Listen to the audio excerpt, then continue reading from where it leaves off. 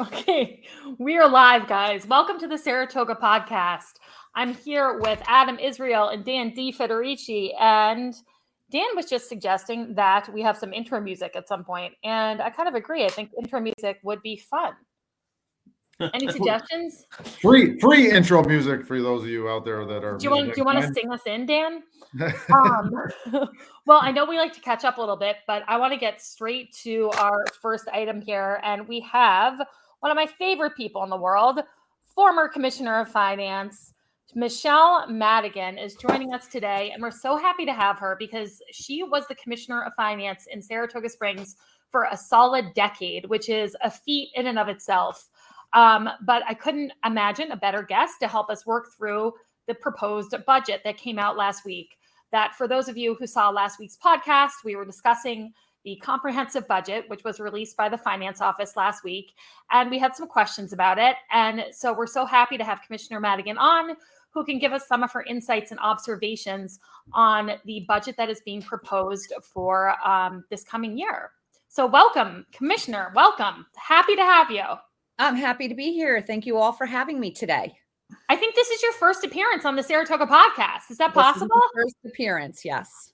Wow. You really classed it up a little bit. How's that possible? It took us this long. I know, right? Well, the budget came out, so I'm happy to be here now. So, Michele, I want to go right to you. What were your thoughts on the overall budget that was laid out? I know there's a lot of questions about taxes going up and so forth, but we'd love to just hear your general impressions on what was proposed.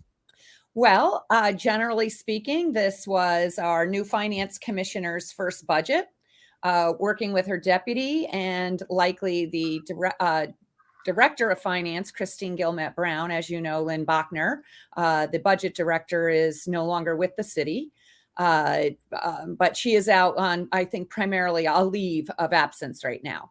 So, it's always hard to do your first budget. And I thought, generally speaking, a well-delivered budget message with a well put together budget presentation. But yes, I have some concerns or questions that I do hope will be answered in many of the upcoming budget workshops and possibly at some of the public hearings. Or usually, I know I, as commissioner, once we began the budget process, I always had an item on my agenda to discuss what was going on with the budget with the council going forward. Always had a discussion about the 2022 budget, sort of where we were, summing up budget workshops. And this was for other council members also to weigh in about the budget. So we do see property taxes going up 3.72%, but we also notice that the budget is not going up much. What is it? 0.4% increase on the budget. Yeah, tiny. Yeah, that's very small. And that would be where my number one question would jump in. Does anybody have any idea what my number one question or thought about such a tiny increase in a budget would be? I think I know. Adam and Dan, do you have any idea what that question might be? Well, does it involve the disparity between the tax raise and the budget?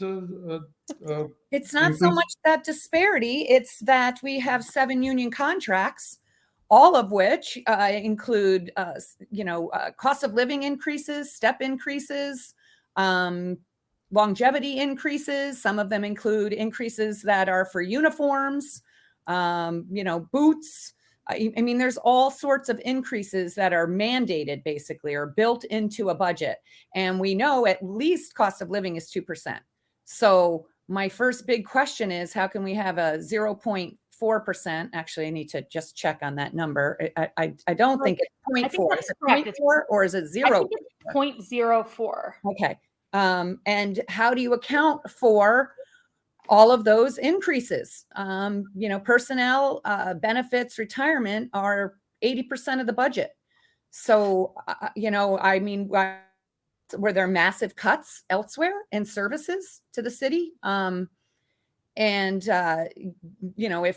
cutting, I mean, we already operated fairly bare bones. So for a city our size, we have a small budget, if you ask me, because it works well for a city our size during most of the year. But as you know, we balloon in the summertime and even more than that now. We're sort of an Airbnb Verbo year round, being at the foothills of the Adirondacks and just other activities that are going on. So Commissioner Madigan, do you mind if I interrupt for just one sec? So sure. One of the important things that you hit on just right off the bat is that this is Commissioner Songvi's first year doing this. Yeah. And just the fact, it's a huge ordeal to put together the budget and present it.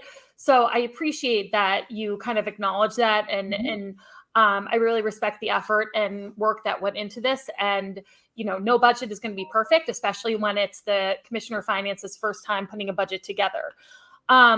But that being said, I think we are all having a little bit of trouble adding up the kind of plus and minus columns here as they were.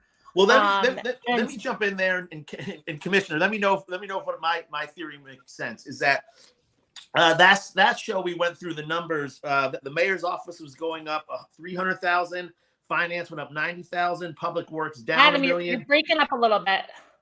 All right. Well, last week when we went through the numbers of what was going up and down, and it looked like almost a push. And so, why was the need to raise taxes? And one of the big things that I saw was that the American Rescue Plan money was out of the budget this year. So it was. How much do you think that contributes to the no increase yet taxes are being increased? Well, this is probably more a matter of style, I guess, at this point. Because it's a significant amount of money, certainly. I'm just looking for the actual presentation. There we are. It's a significant amount of money, the lack of the American Rescue Plan funds, but the city is sitting on, or at least when they delivered, the Commissioner of Finance delivered their annual update document, which is a document that we are required to file with the state 90 days after the first quarterly report is due. It was the most fund balance I've ever seen us sitting on. So it's 28%. 28% fund balance? 28% of the ensuing year's operating revenue. Now, I had changed our fund balance. So, think of fund balance. Some of that's assigned, some of that's unassigned, right? But a significant amount of that is unassigned. And I think of those funds as taxpayer funds, right? So my methodology was always to try to give those funds back when we sat on too high level of those funds. And every single year, with the exception of the year that we were in COVID, we were sitting on a fairly significant amount of fund balance. I wouldn't say 28%. That's the most significant amount I've ever seen us being. I thought it was capped at 25% by New York State. No, that was our own. That's our own internal policy. Okay. And I capped it at 25. Okay. I brought a policy forward that said we don't want to go any lower than 10%, and we don't want to ever be any higher than 25%. And if you're up high near 25%, that's a lot, right?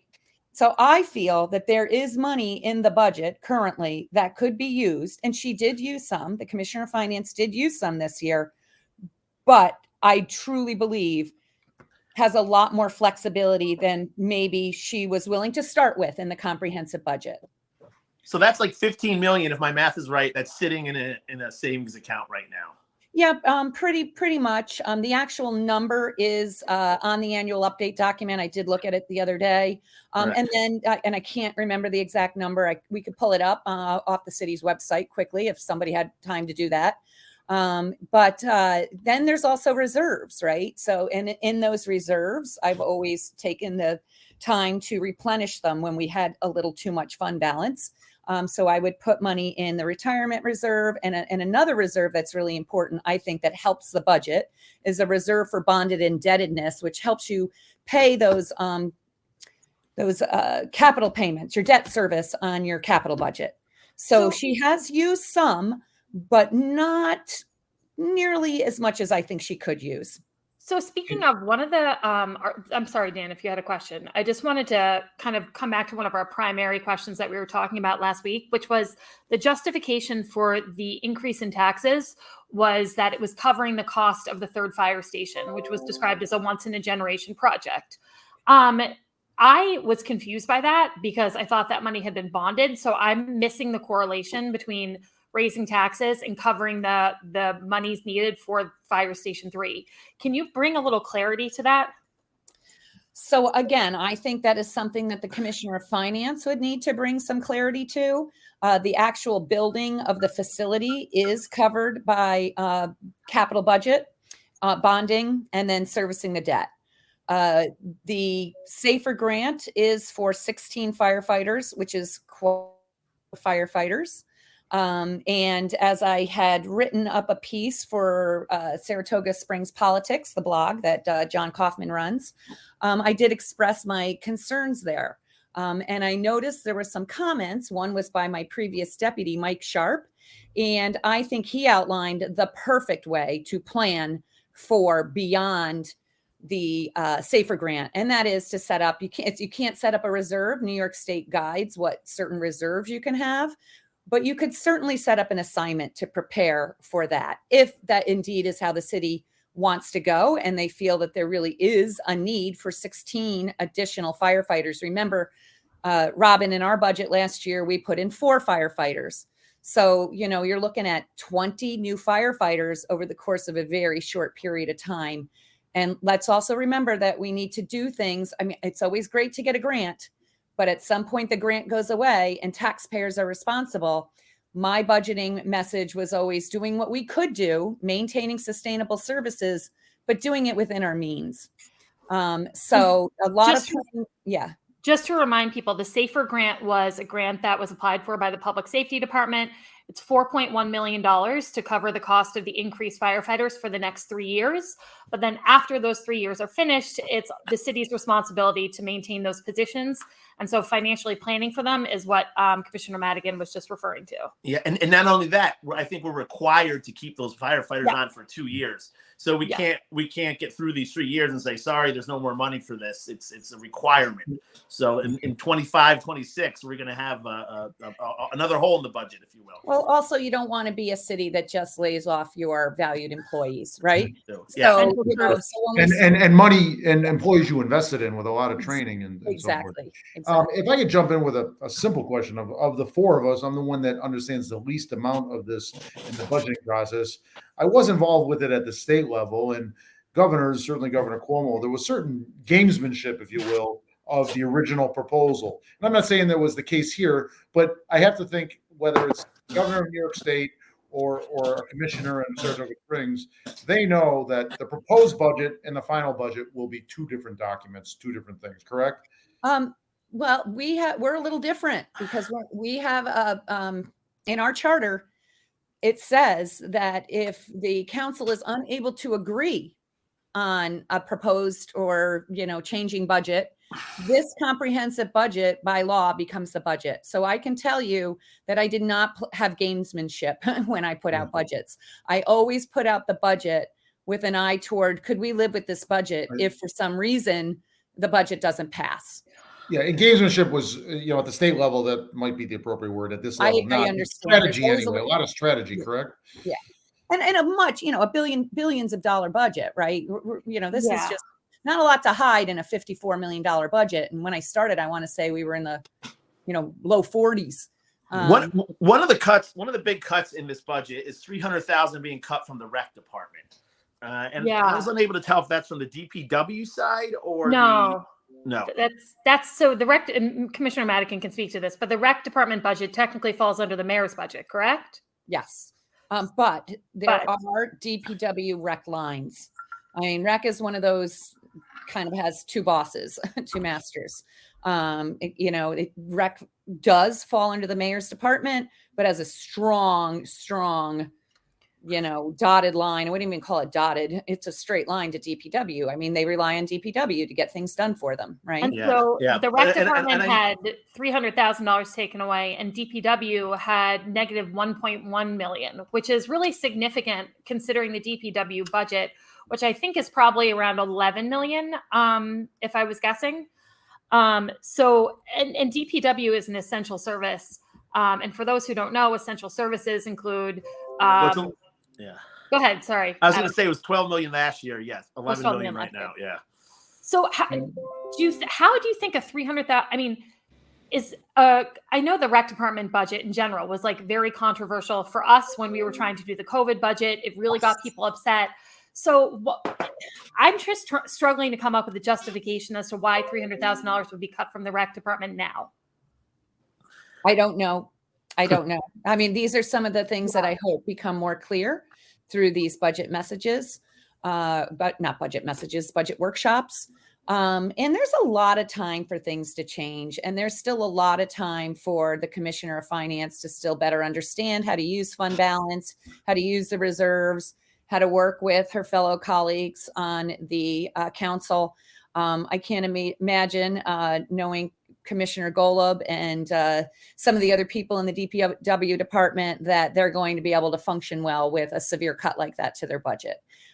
So, there's a lot of working together to come around, I believe. And I will be surprised if this same budget stays on the table when it comes time to adopt. Yeah. And again, I think the commissioner might want to look toward her use of fund balance. Let me ask this for Robin and Michele, both previous election winners, and Jason Golub is in the middle of an election right now. He's running for Public Works, and essentially a vote for this budget is him voting to raise taxes. Exactly. Do you see that? And Robin, I know if you want to abstain because you're working with him, or it's I understand, but is this something that he's going to have to get together, that he's going to have to vote no on if he wants to win an election? Well, I don't think he would vote yes to anything that took $1.1 million away from his own department. Mm-hmm. So whether he had an election or not, I think this is a budget he would fight. I can't speak for Commissioner Golub, but if it was my department, I'd be fighting like hell to get that money restored. And probably the tax increase would be secondary to me, because it's the departmental budget. And losing, that much of your budget, that is really going to be, we're talking about people here. Like I always remind, whenever we're talking about the budget, you're talking about real people. And $1.1 million, losing that from the DPW budget probably means layoffs. And so I'd be fighting like hell for my people if I were Commissioner Golub, which is probably what I'm guessing he's doing. But again, disclaimer, I'm helping on his campaign. Yeah. So I just want people to know that. Let's talk hypothetically. Yeah. If I were running for office, I likely would not want to lend support to a tax increase or a cut in my budget, because he's independently running individually in an off year. And I know plenty of people throughout my 10 years that did not want to vote for a tax increase. And there were people who, would have supported a tax increase. There was actually a lot of controversy. Sometimes I'd go out walking and people would be mad at me, just depending on maybe what party you were in, or if you worked for the city. Why aren't you raising taxes? We have so many needs. And my personal feeling was, when you're sitting on that much fund balance, there was no reason to raise taxes. And it wasn't just 1 year. It was year after year after year after year, with the exception of COVID, which told me sometimes, we were either bringing in more money than I had projected, like in sales tax, and maybe there's more wiggle room for her in sales tax, or the departments couldn't quite hire as quickly as could hire in a given budget year. So some of the departments may have left some money on the table, which would roll to fund balance. So I don't know exactly what the message is. Is the message, if you had new employees to hire and you haven't hired them already, you're out of luck? And so we've cut those positions. Is the message that DPW is going to take the brunt for this, small increase to the budget, but a fairly large tax increase? And then there's kind of a lot of weight being placed on the American Rescue Plan funds when you were sitting on 28% fund balance. Can I jump in there? 17%.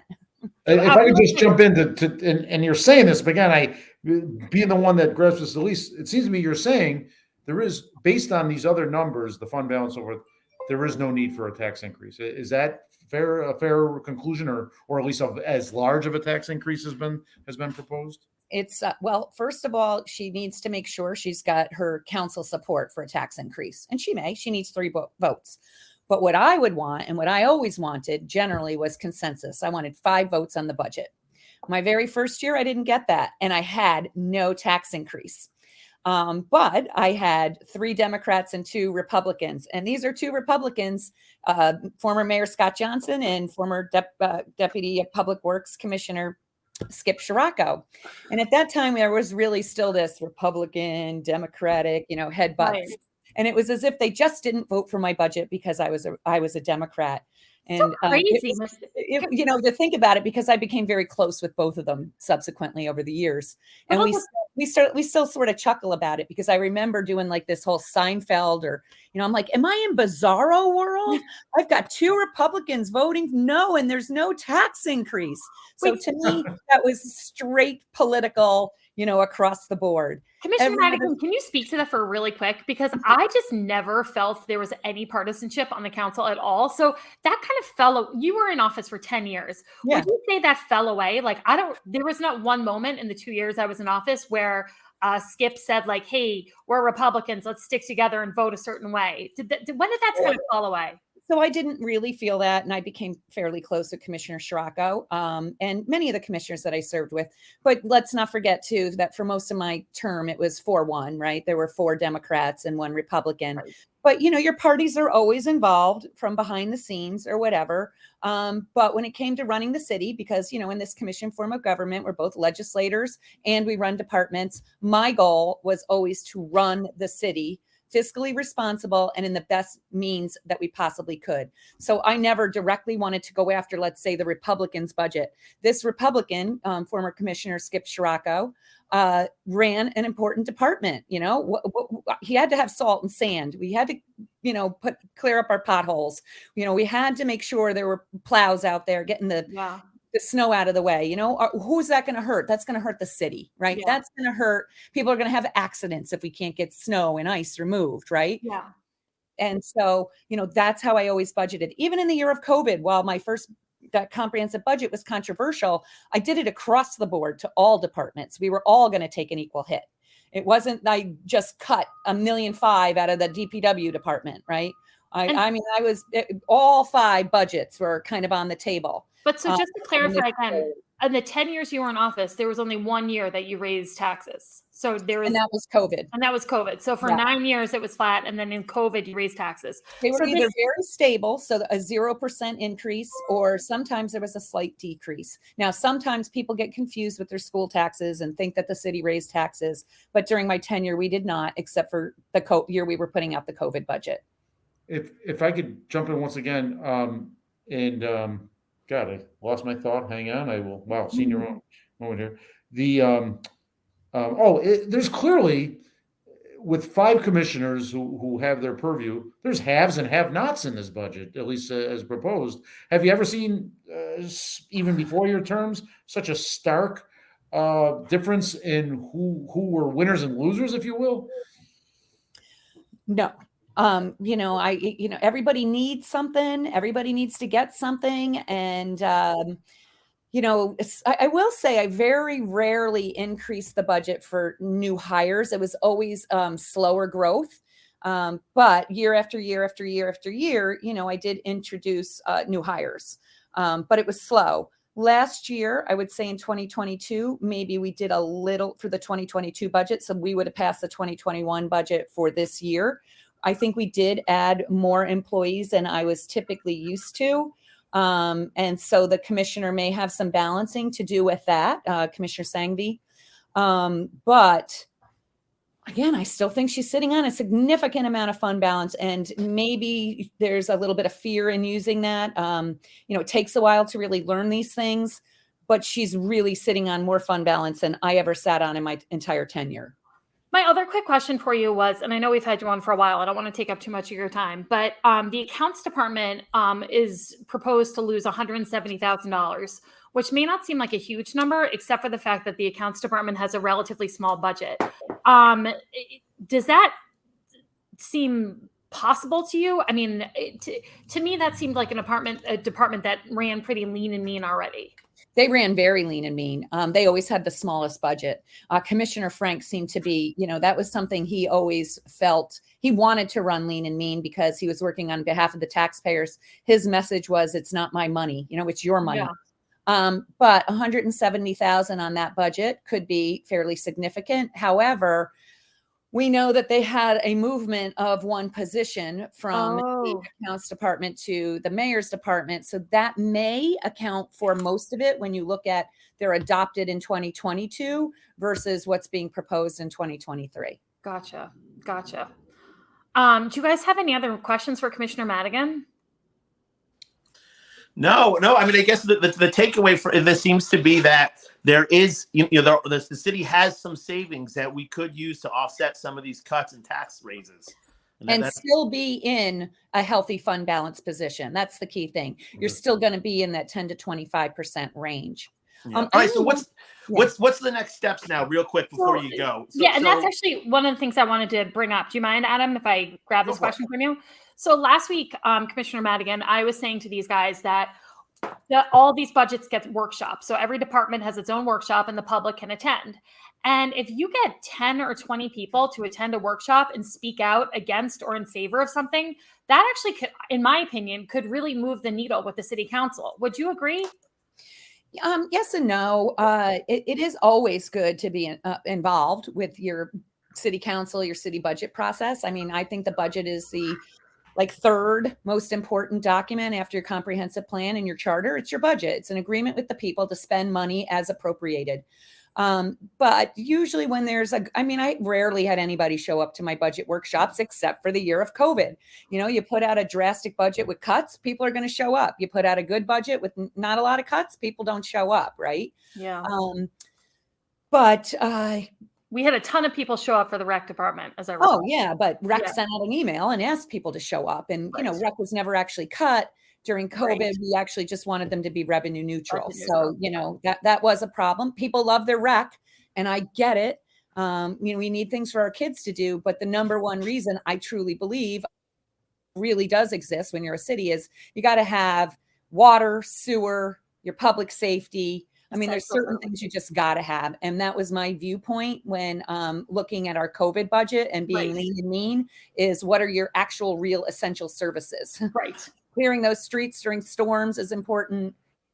Sewer, courts. So, I mean, I love sports and my kids have been involved in rec too, but that's when I did target rec and community didn't like it. But had we not known, had Joe Biden not gotten elected and we didn't have a feeling that some American Rescue Fund plans would be coming, and also realized we could do something with our retirement, kick it down a year, I may have held firm with that budget.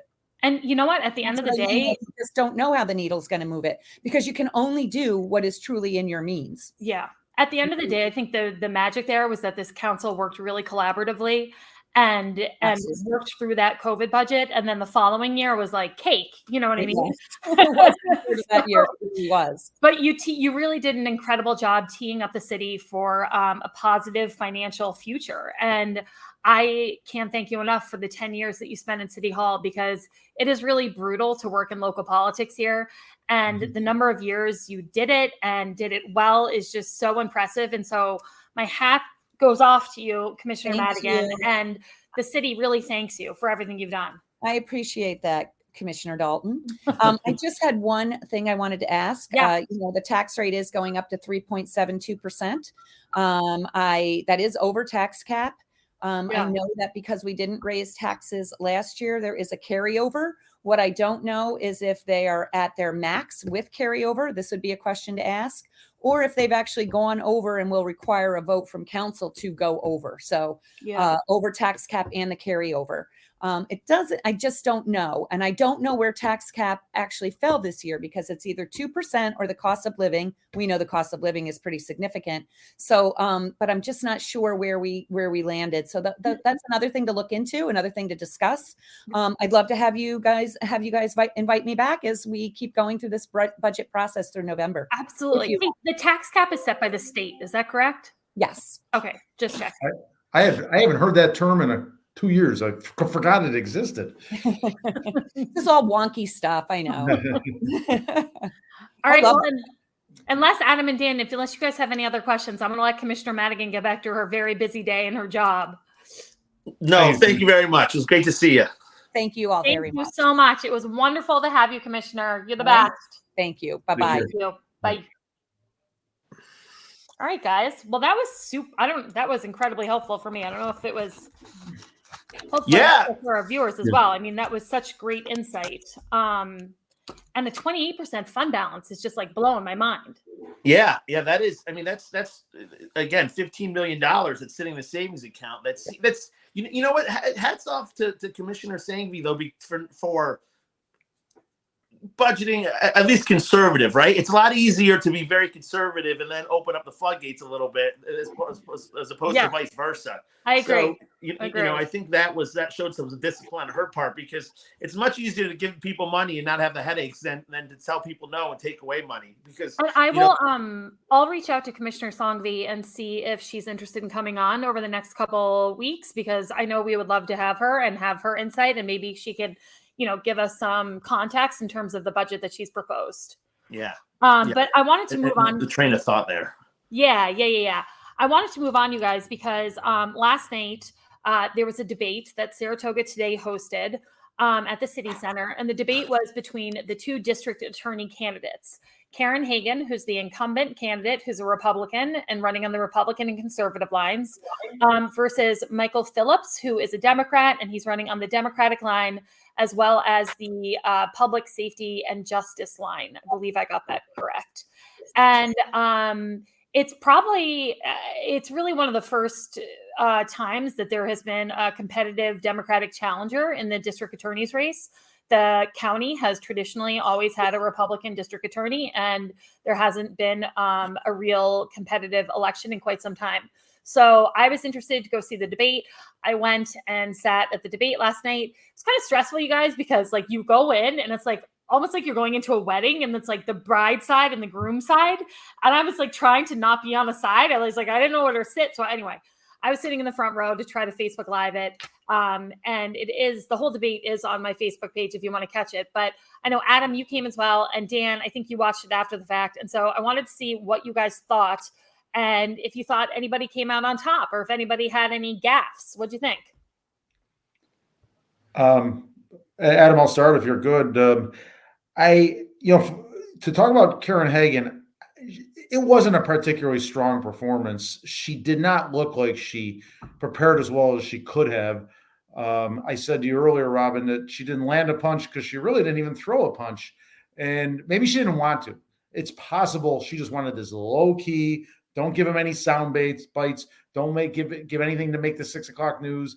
That's possible, but it just didn't look like she had put enough. She wasn't blindsided, and I think she had opportunities to take jabs. He took jabs all day, a couple hooks, a lot of jabs, and he was consistent. I'm talking about Michael Phillips, of course, and she had reasons to take jabs, and there were openings, and she touched on it. But at times she was, we used the word wonky earlier. She was kind of like inside baseball in some of her answers, in relying on, that would be an ethical violation. I couldn't do that. But, she could have still stepped aside and said, but let me give you a general answer on that, and why Mr. Phillips does not have the experience Stephen fully. She didn't take those opportunities. That was my take on it. Adam, I'm not sure where you're at. And you know what's interesting, Dan, is mine was different. Mine was that she seemed pretty even keeled. She was very factual, to the point. She was not emotional or she answered the questions in a very concise, factual way, where the Michael Phillips was much more of an aggressor kind of. And I guess you would have this when you have an incumbent, somebody who's hold that office and who has things that she's running on. He took a lot of jabs of her handling of a case where a man was murdered on Broadway, or not on Broadway, in Caroline Street. Yeah. And he took some jabs regarding the Nexium case at her. And she kind of answered matter-of-factly of why she handled the cases the way she did. And so I don't think anybody won or lost it that night. The one thing I really thought was interesting, too, is Michael Phillips, being a Democrat, multiple times said he backs the blue, which is a really kind of strong, way to say you support the police, because it has been, it's I certainly don't see it this way, but people do see it as an offensive way to say you support the police. But he said it a couple of times. I took that as him, he can't win just on Democratic votes. He's got to get some Republican votes in the county. And so maybe that was his way of going after some Republicans. Robin, how about you? So I thought both of their performances correlate to their personalities really well. I think Karen is an introvert. I think Karen is not a big public speaker. That's not her forte. I think that Michael is a much more extroverted person who is less shy about talking to the press or talking on, a public stage. And I thought that they did agree on some things, which was love. I mean, I always think it's nice when candidates agree. They agreed on bail reform. They agreed, that they all support law enforcement.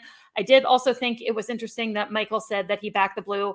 I personally think that's like a shitty marketing term that we should like throw out the window, because I think there's a lot of other ways to express support for law enforcement that don't have so much subtext to them. I thought that the Nexium cult stuff, for me, that's like, I think there was like a massive failure all around of law enforcement to not act on that. And I think that there had to be some corruption going on. I have no idea where the corruption was, in what, if it was in law enforcement, if it was in the district attorney's office. I don't have a freaking clue. And I would hate to speculate, but it does seem odd to me that it was so slow for people to be arrested, for that investigation to kind of like speed up. But I'm not sure I can connect the dots from that to Karen Heggen necessarily. And then I also think about like me and what I want from my district attorney right now and moving forward. And like, I'm not super concerned that my kids are going to be like lured into a sex cult and like this is going to be happening again. I think there are a lot of like lessons learned from that experience all around, and hopefully nothing like that would ever happen again. I thought that Michael brought up this gentleman by the name of Aronson quite a bit, who is accused of some really hideous crimes, one of which is molesting a girl who is under the age of 11. In describing that, Michael did kind of identify the girl, which wasn't great. But again, I think he was trying to make the connection to saying that Aronson is a name that is known in Saratoga, and that the district attorney's office was dragging their feet because this was someone who's connected to a family of wealth or stature in Saratoga. And I think that's kind of again, I don't know if that's like a provable accusation, or I don't know if that really resonates necessarily, but I thought they both were exactly who they were, which is such a boring analysis, but it's fair though. It's accurate. I agree. Yeah. And Michael came out swinging first. I thought he came out a little too soon swinging first. I would have waited a little bit before I started jabbing, but that you're talking to someone who also sat there last year and came out like freaking swinging right out of the gate. So I don't know if I should really say that. But I think debates in general, 95% of the time, they're an opportunity for a candidate to fuck up, excuse my language, viewers. And 5% of the time, you get maybe a win for your candidacy. So I think they're really more of a liability than they are anything else. And I don't think at the end of the day, they really sway votes. What I do think is that they help bring a little publicity to an election that's maybe under-publicized. Yeah, I think debates. I mean, I remember this from my debates. They're especially with local politics. It's usually everybody's kind of on the same side. You're not talking women's reproduction rights, Second Amendment rights. You're not talking these really heated, hot button issues. Everybody thinks that the streets should be plowed and that criminals should go to jail. So it lacked fireworks. Local debates usually do, but it is interesting to see them get up there and get a little insight into that personality. What was kind of cool about the debate last night, though, and I wish they were all like this, at the very end, they got to ask each other a question. I know. I was thinking I would have loved that. That was cool.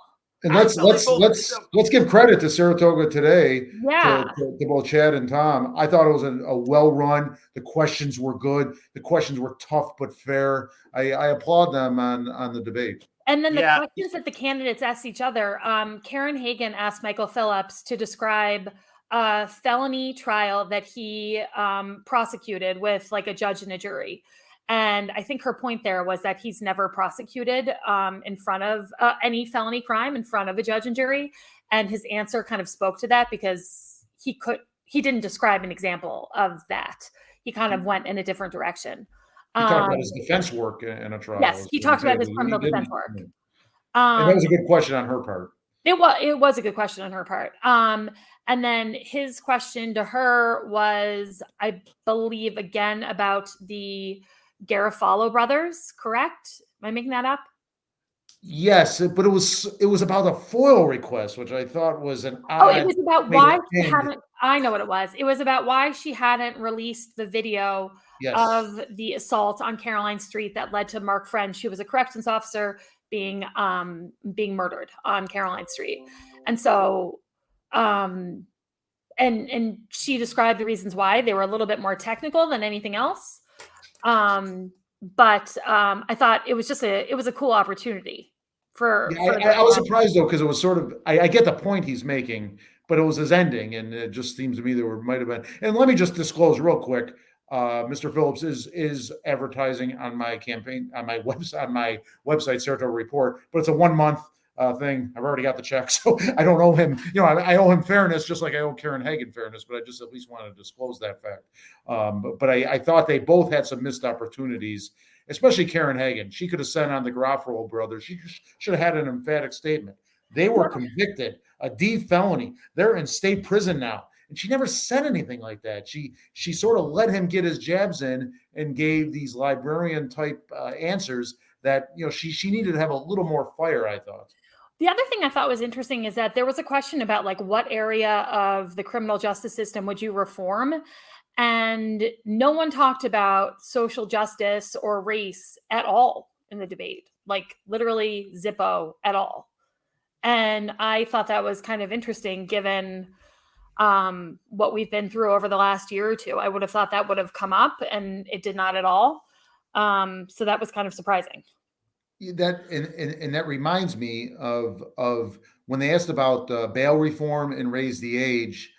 I hate when Republicans will scream, they're downstate Democrats, but there is some validity if you say it in an intelligent way that, hey, the bail reform that is putting some dangerous criminals out on the street to commit more crimes was a product of the Democratic Party based down in New York City. If you could say that in an academic way, I think it resonates. And she didn't do anything of that. And again, I hate when it's overused and said in such a harsh accusatory way. But if you could say it in an intelligent way, I think it's a valid point to make against the downstate Democratic Party.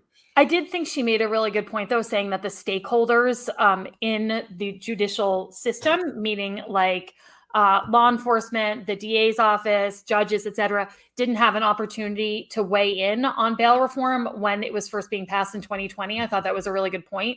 Like, if you're going to change a system, why don't you talk to the people who work in the system and know it the best? And that seems like a really logical thing to do, but obviously logic and reason don't always play a factor in Albany when they're voting on things. Especially with our previous governor. Correct. Sorry. So Commissioner Songby actually just was calling me. So hopefully we will be able to talk to her and have her on our next podcast. Sorry, I was distracted there for a second. Moving on. Do you guys have anything else to say about the DA debate before we move on? What other debates are scheduled? I haven't even. So there's a League of Women's Voters. There's a League of Women's Voters debate forum scheduled, I believe, on October 19th for the Commissioner of Public Works race. So that would be Anthony Sirocco and Jason Golub. It's going to be virtual. You should be able to watch it online. But again, it's a forum. So it'll be more the candidates talking about their platforms and their positions rather than kind of like a tit for tat. I don't believe Saratoga today has any other debates planned, but I will ask them and find out. I think that's about it. Liz Joy and Paul Tonko have one debate scheduled. They do? They do only one. He declined. Paul Tonko declined to debate with the Daily Gazette. So it remains at one debate. Wait, who's hosting that debate? I'm pumped for that debate. I want to say one of the TV stations, but I don't It is on Saratoga Report. I'm not trying to plug my own site, but there was an article that refers to that. And I think it was today that I posted it. Why am I such a geek? I like geek out about political debates. And how about the 2 state level races? Catalfamo, Assemblywoman Dave Catalfamo, Kerry Warner in the Assembly, and Michele Osterlich and Jim Tedisco in the Senate. Are those scheduled at all? I have some good news for us, which is that we have Dave Catalfamo and Assemblywoman Warner both confirmed for our podcast next week. I've had an inquiry from the Osterlich campaign on. I got no reaction there, guys. I got no reaction. I'm feeding off that, and yes, good. Thank you. That's great. I'm just at the same time. No, not at the same time. So, Mr. Catalfamo will come on first, followed by Assemblywoman Warner. And I want to thank them both for being willing to come on the podcast. We're thrilled to talk to them both. Yeah. And then take it away, Dan. You were saying. Okay. Well, I'm sorry. Great work. We may have an opportunity either that week or the following week for the two Senate candidates to come on in the district, Jim Tedisco and Michele Osterlich. Oh, that would be terrific. Yes. Yeah. That race is. I have no sense of where that race is headed, but I think it's. I'm surprised it isn't crazy yet. I'm surprised. Maybe someone will say it is, Dan. I don't watch the 6 o'clock news that often. I'm surprised it's not ugly. Our mailboxes have not been filled with finger pointing and those placards, thank God. But I'm surprised. I thought there'd be a lot of state money in it. And so far, I haven't seen evidence of that.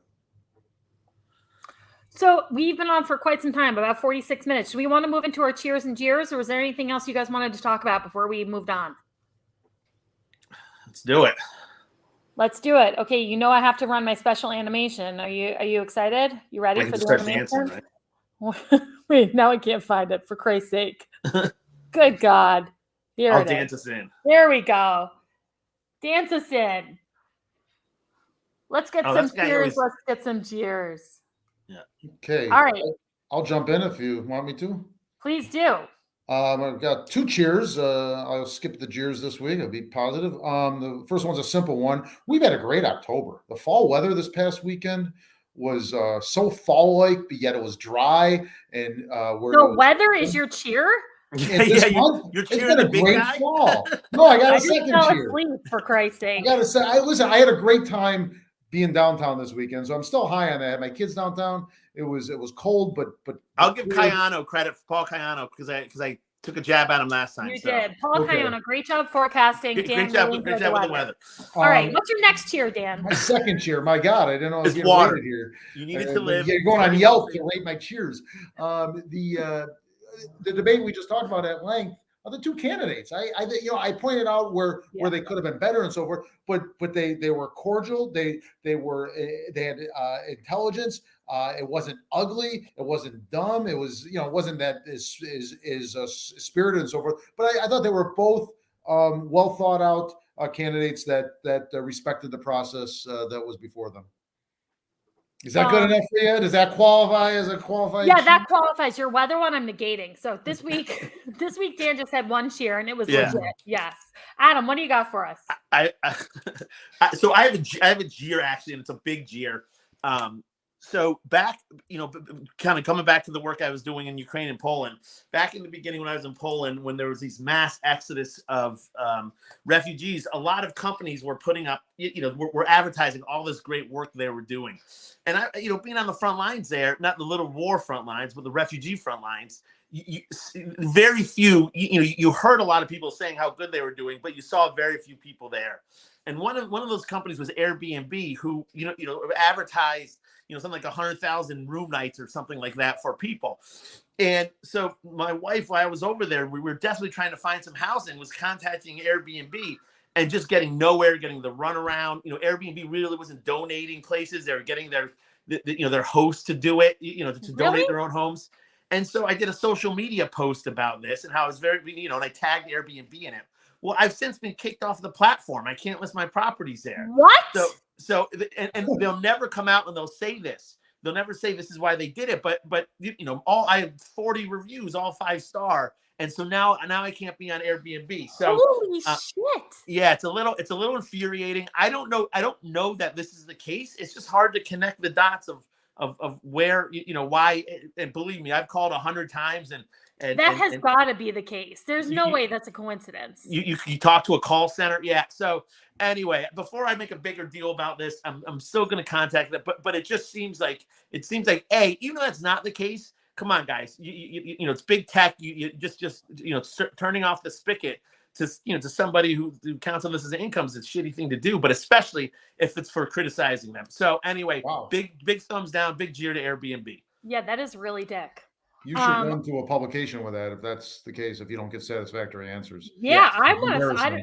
I don't need Airbnb, but I'll freaking add that to my social media stream and give them some heat. That is not cool. Yeah, we'll come back in a week and see. But I've been at it for a month, but we'll give them one more week and then we'll start screaming louder. Thank you guys. That's my cheer. Well, I have two quick cheers. One is that Flat Rock Park is underway, and I'm going to put up a quick picture of it, which hopefully will work. Do you see the picture? Yes. I know we can do that. Yeah, I know. I'm such a freaking, you really mastered the producing over here. So that is a picture of Flat Rock Park. So if you look to our left, you would see the parking garage that the city center owns, and to the right is the city hall parking. But that whole space in the middle is being redone as a park, a community park, which I think is really great. And it's really going to be enjoyed by a lot of people. And I was just thrilled to see so much action. Can I ask you, this park, and it's right near High Rock Park, right, just the other side of the parking garage. What is this park going to be? Is it a couple benches? Is it? I mean, it's not that much space. What is the concept? Do you know? So actually, this picture kind of doesn't. It is actually a pretty significant amount of space. You can't really maybe tell from my picture, and I don't have the final design plans, but.